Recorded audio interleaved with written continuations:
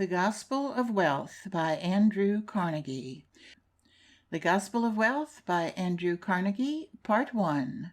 The Problem of the Administration of Wealth. The problem of our age is the proper administration of wealth, that the ties of brotherhood may still bind together the rich and poor in harmonious relationship.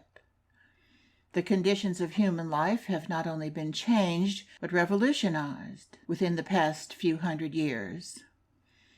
In former days, there was little difference between the dwelling, dress, food, and environment of the chief and those of his retainers. The Indians are today where civilized man then was. When visiting the Sioux, I was led to the wigwam of the chief. It was like the others in external appearance, and even within the difference was trifling between it and those of the poorest braves. The contrast between the palace of the millionaire and the cottage of the laborer with us today measures the change which has come with civilization. This change, however, is not to be deplored, but welcomed as highly beneficial. It is well, nay, essential for the progress of the race, that the houses of some should be homes for all that is highest and best in literature and the arts, and for all the refinements of civilization, rather than that none should be so. Much better this great irregularity than universal squalor. Without wealth there can be no Maecenas. The good old times were not good old times. Neither master nor servant was as well situated then as today. A relapse to old conditions would be disastrous to both, not the least so to him who serves, and would sweep away civilization with it. But whether the change be for good or ill, it is upon us beyond our power to alter, and therefore to be accepted and made the best of. It is a waste of time to criticize the inevitable. It is easy to see how the change has come. One illustration will serve for almost every phase of the cause. In the manufacture of products, we have the whole story. It applies to all combinations of human industry, as stimulated and enlarged by the inventions of this scientific age.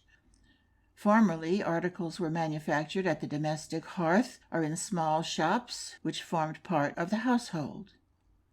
The master and his apprentices worked side by side, the latter living with the master, and therefore subject to the same conditions. When these apprentices rose to be masters, there was little or no change in their mode of life, and they in turn educated succeeding apprentices in the same routine. There was substantially social equality and even political equality, for those engaged in industrial pursuits had then little or no voice in the state.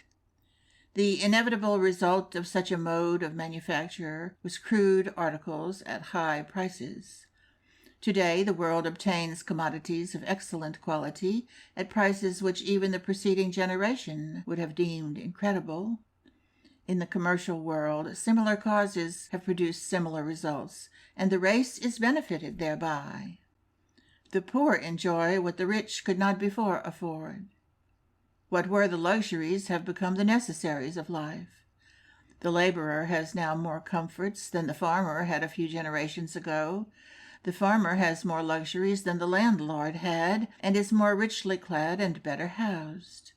The landlord has books and pictures rarer and appointments more artistic than the king could then obtain. The price we pay for this salutary change is no doubt great. We assemble thousands of operatives in the factory and in the mine, of whom the employer can know little or nothing, and to whom he is little better than a myth. All intercourse between them is at an end. Rigid castes are formed, and as usual, mutual ignorance breeds mutual distrust. Each caste is without sympathy with the other, and ready to credit anything disparaging in regard to it. Under the law of competition, the employer of thousands is forced into the strictest economies, among which the rates paid to labor figure prominently, and often there is friction between the employer and the employed, between capital and labor, between rich and poor. Human society loses homogeneity. The price which society pays for the law of competition, like the price it pays for cheap comforts and luxuries, is also great. But the advantages of this law are also greater still than its cost, for it is to this law that we owe our wonderful material development, which brings improved conditions in its train. But whether the law be benign or not, we must say of it, as we say of the change in the conditions of men to which we have referred, it is here. We cannot evade it. No substitutes for it have been found, and while the law may be sometimes hard for the individual, it is best for the race, because it ensures the survival of the fittest in every department. We accept and welcome, therefore, as conditions to which we must accommodate ourselves, great inequality of environment, the concentration of business, industrial and commercial, in the hands of a few, and the law of competition between these as being not only beneficial but essential to the future progress of the race. Having accepted these, it follows that there must be great scope for the exercise of special ability in the merchant and in the manufacturer who has to conduct affairs upon a great scale. That this talent for organization and management is rare among men is proved by the fact that it invariably secures enormous rewards for its possessor, no matter where or under what laws or conditions. The experienced in affairs always rate the man whose services can be obtained as a partner as not only the first consideration, but such as render the question of his capital scarcely worth considering. For able men soon create capital. In the hands of those without the special talent required, capital soon takes wings. Such men become interested in firms or corporations using millions, and estimating only simple interest to be made upon the capital invested. It is inevitable that their income must exceed their expenditure, and that they must therefore accumulate wealth. Nor is there any middle ground which such men can occupy, because the great manufacturing or commercial concern which does not earn at least interest upon its capital soon becomes bankrupt.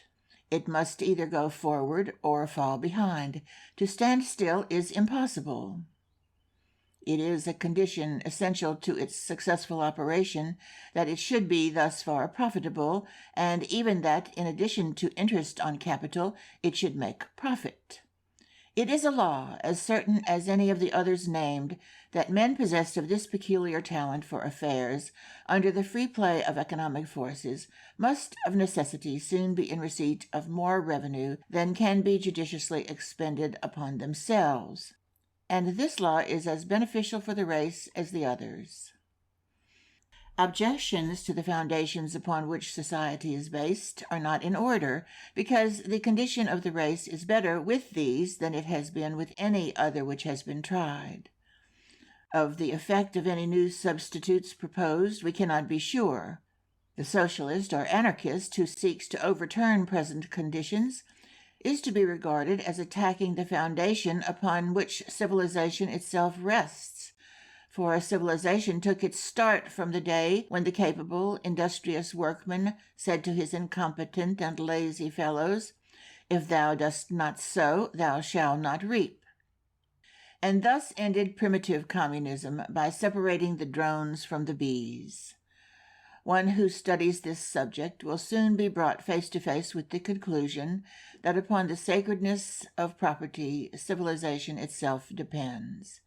The right of the laborer to his $100 in the savings bank, and equally the legal right of the millionaire to his millions. Every man must be allowed to sit under his own vine and fig tree, with none to make afraid, if human society is to advance, or even to remain so far advanced as it is.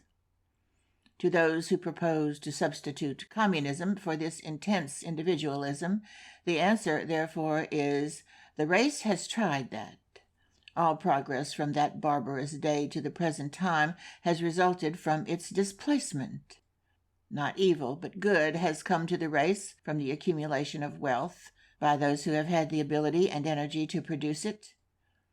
But even if we admit for a moment that it might be better for the race to discard its present foundation, individualism, that it is a nobler ideal that man should labor, not for himself alone, but in and for a brotherhood of his fellows, and share with them all in common, realizing Swedenborg's idea of heaven, where, as he says, the angels derive their happiness not from laboring for self, but for each other. Even admit all this, and a sufficient answer is, this is not evolution, but revolution. It necessitates the changing of human nature itself, a work of eons, even if it were good to change it, which we cannot know. It is not practicable in our day or in our age. Even if desirable theoretically, it belongs to another and long-succeeding sociological stratum. Our duty is with what is practicable now, with the next step possible in our day and generation. It is criminal to waste our energies in endeavoring to uproot, when all we can profitably accomplish is to bend the universal tree of humanity a little in the direction most favorable to the production of good fruit under existing circumstances. We might as well urge the destruction of the highest existing type of man because he failed to reach our ideal as to favor the destruction of individualism, private property, the law of accumulation of wealth, and the law of competition. For these are the highest result of human experience, the soil in which society so far has produced the best fruit. Unequally or unjustly, perhaps, as these laws sometimes operate, and imperfect as they appear to the idealist, they are nevertheless, like the highest type of man, the best and most valuable of all that humanity has yet accomplished. We start then with a condition of affairs under which the best interests of the race are promoted, but which inevitably gives wealth to the few. Thus far, accepting conditions as they exist, the situation can be surveyed and pronounced good. The question then arises, and if the foregoing be correct, it is the only question with which we have to deal. What is the proper mode of administering wealth, after the laws upon which civilization is founded have thrown it into the hands of the few? And it is of this great question that I believe I offer the true solution. It will be understood that fortunes are here spoken of, not moderate sums saved by many years of effort, the returns from which are required for the comfortable maintenance and education of families. This is not wealth, but only competence, which it should be the aim of all to acquire, and which it is for the best interests of society should be acquired. There are but three modes in which surplus wealth can be disposed of. It can be left to the families of the decedents, or it can be bequeathed for public purposes, or finally it can be administered by its possessors during their lives. Under the first and second modes, most of the wealth of the world that has reached the few has hitherto been applied. The first is the most injudicious. In monarchical countries, the estates and the greatest portion of the wealth are left to the first son, that the vanity of the parent may be gratified by the thought that his name and title are to descend unimpaired to succeeding generations. The condition of this class in Europe today teaches the failure of such hopes or ambitions. The successors have become impoverished through their follies or from the fall in the value of land. Even in Great Britain, the strict law of entail has been found inadequate to maintain an hereditary class. Its soil is rapidly passing into the hands of the stranger. Under republican institutions, the division of property among the children is much fairer, but the question which forces itself upon thoughtful men in all lands is, why should men leave great fortunes to their children? If this is done from affection, is it not misguided affection? Observation teaches that, generally speaking, it is not well for the children that they should be so burdened, neither is it well for the state. Beyond providing for the wife and daughters moderate sources of income, and very moderate allowances indeed, if any, for the sons, men may well hesitate, for it is no longer questionable that great sums bequeathed often work more for the injury than for the good of the recipients. Wise men will soon conclude that for the best interests of the members of their families and of the state, such bequests are an improper use of their means. It is not suggested that men who have failed to educate their sons to earn a livelihood shall cast them adrift in poverty. If any man has seen fit to rear his sons with a view to their living idle lives, or what is highly commendable, has instilled in them the sentiment that they are in a position to labor for public ends without reference to pecuniary considerations, then of course the duty of the parent is to see that such are provided for in moderation. There are instances of millionaires' sons unspoiled by wealth, who, being rich, still perform great services to the community. Such are the very salt of the earth, as valuable as, unfortunately, they are rare. It is not the exception, however, but the rule that men must regard. And looking at the usual results of enormous sums conferred upon legatees, the thoughtful man must shortly say, I would as soon leave to my son a curse as the almighty dollar, and admit to himself that it is not the welfare of the children, but family pride, which inspires these legacies. As to the second mode, that of leaving wealth at death for public uses, it may be said that this is only a means for the disposal of wealth, provided a man is content to wait until he is dead before he becomes of much good in the world. Knowledge of the results of legacies bequeathed is not calculated to inspire the brightest hopes of much posthumous good being accomplished by them.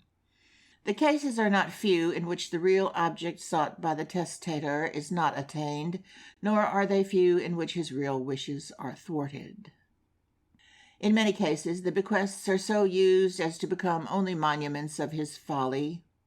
It is well to remember that it requires the exercise of not less ability than that which acquires it to use wealth so as to be really beneficial to the community.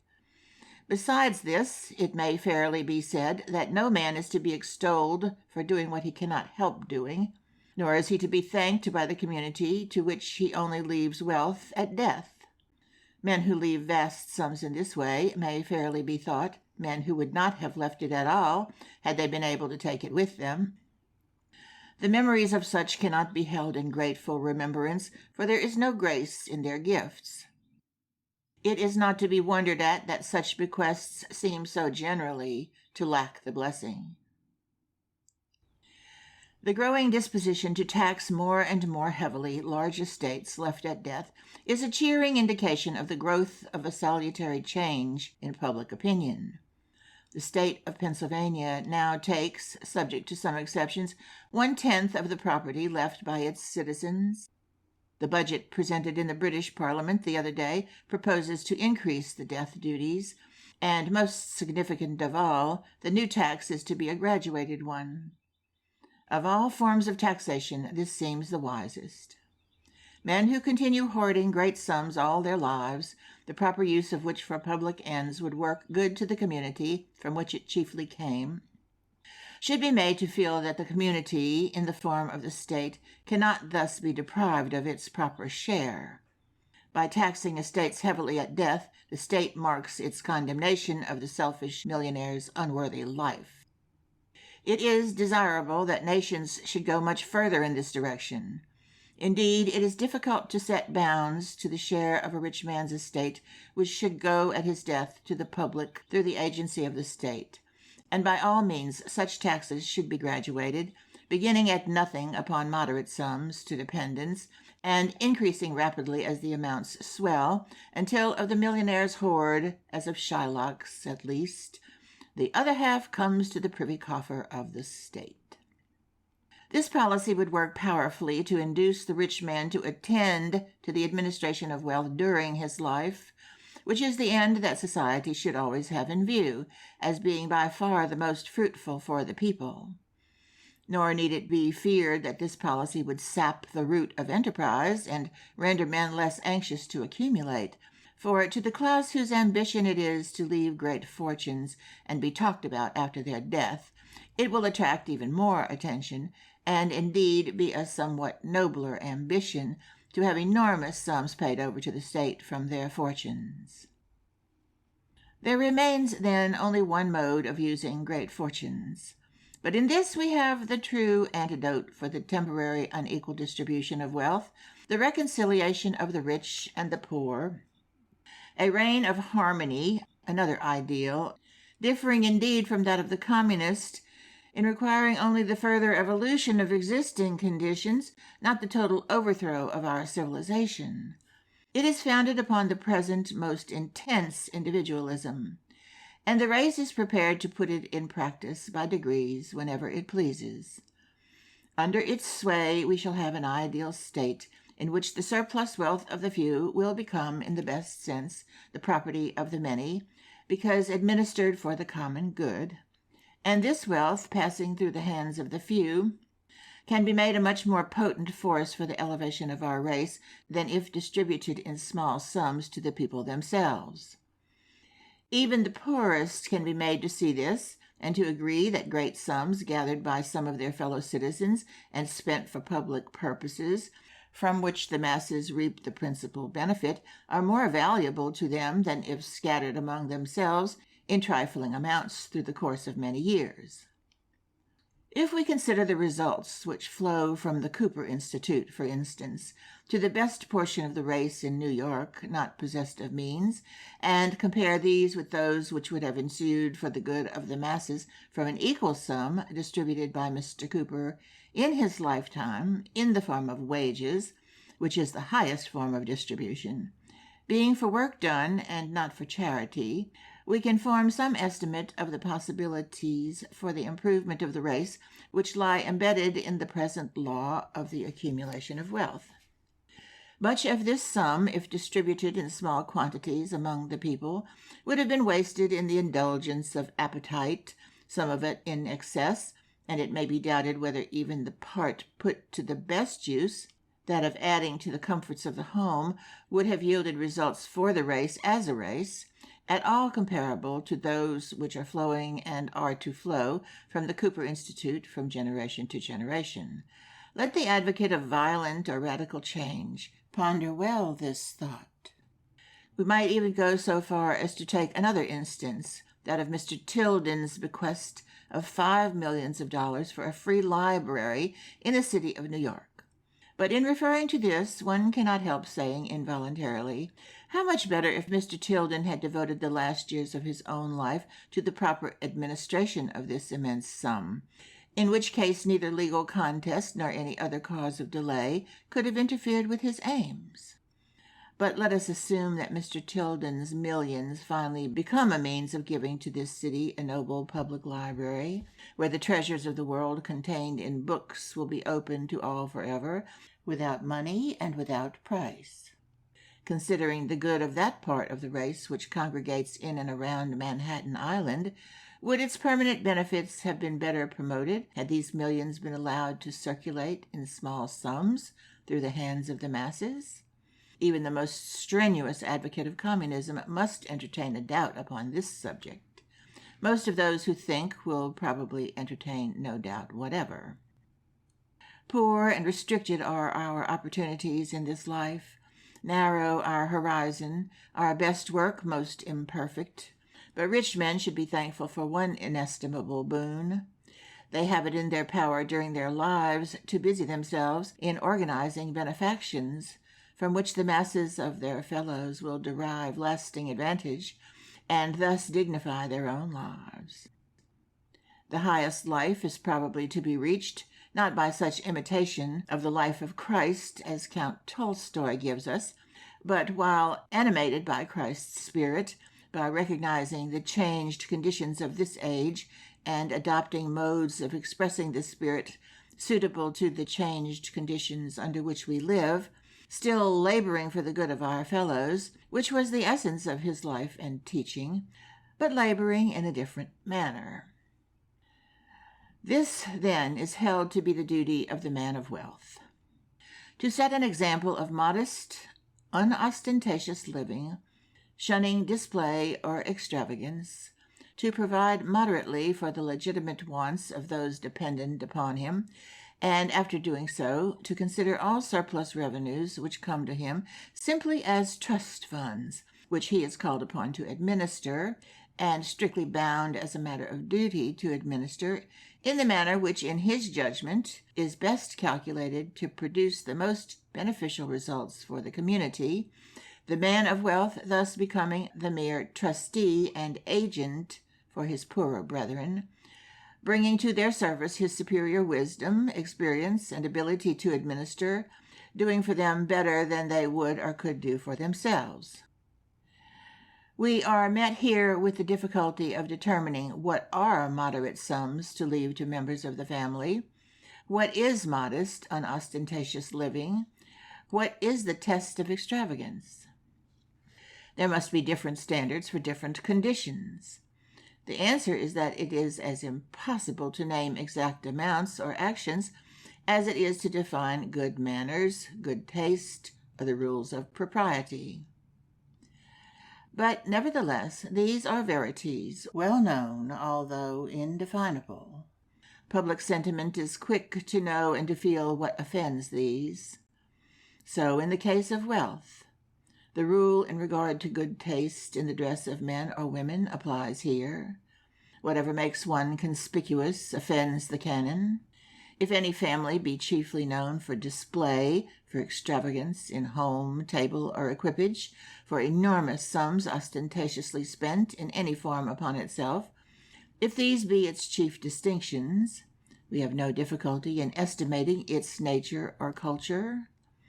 So likewise in regard to the use or abuse of its surplus wealth, or to generous, free-handed cooperation in good public uses, or to unabated efforts to accumulate and hoard to the last, or whether they administer or bequeath. The verdict rests with the best and most enlightened public sentiment.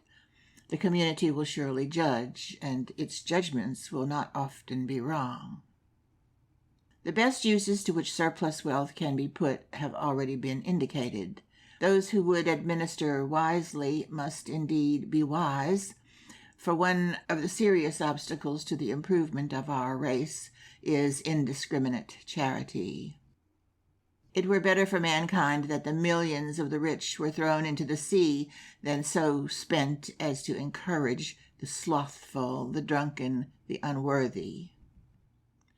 Of every $1,000 spent in so-called charity today, it is probable that $950 are unwisely spent, so spent indeed as to produce the very evils which it hopes to mitigate or cure. A well-known writer of philosophic books admitted the other day that he had given $0.25 to a man who approached him as he was coming to visit the house of his friend. He knew nothing of the habits of this beggar, knew not the use that would be made of this money, although he had every reason to suspect that it would be spent improperly. This man professed to be a disciple of Herbert Spencer, yet the $0.25 given that night will probably work more injury than all the money will do good which its thoughtless donor will ever be able to give in true charity. He only gratified his own feelings, saved himself from annoyance, and this was probably one of the most selfish and very worst actions of his life, for in all respects he is most worthy.